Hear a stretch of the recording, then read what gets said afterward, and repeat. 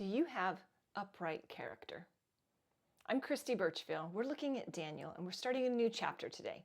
We're in chapter 6, and chapter 6 sees some interesting new changes.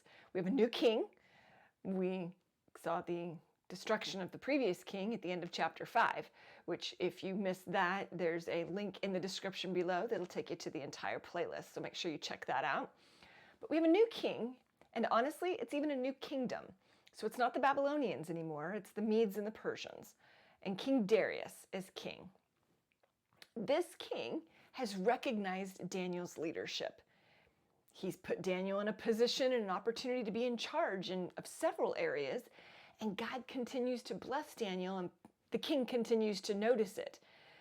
The king starts to see that everything he gives Daniel is being blessed, and so he starts to give Daniel more and more responsibility. Not everybody likes that. So, as a result, those people who are not real happy about that, they decide they want to get Daniel out of the way. They start looking at Daniel's life, examining everything about him, seeking to understand, is there a way that they could point out and say, oh, look, king, he's bad here. Oh, look, king, he's bad here. They can't find anything. They look and they look and they look. And you get to Daniel chapter 6, verse 5, and says, finally these men said, we will never find any basis for charges against this man Daniel unless it has something to do with the law of his God.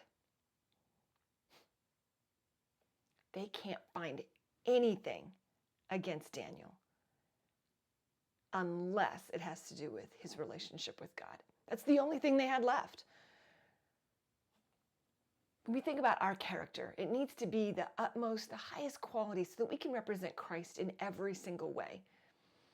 The only thing these jealous men could find against Daniel was that he worshiped and followed God. That was the only way they were going to be able to find something to trip him up. Would the same be said for us? When we look at our lives and when other people look at our lives, if someone was angry or upset with us, would they be able to find enough to discredit us because of our relationship with God? My prayer is the only thing that people ever find in my life to disparage me would be the fact that I'm a follower of Jesus Christ.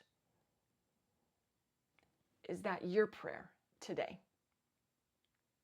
Let's commit to being the kind of person that that's the only thing people can find against us. We'll continue through this chapter and see exactly how these men work to try to undermine Daniel as we move through this chapter. So be sure you subscribe so you don't miss anything. I'll see you then.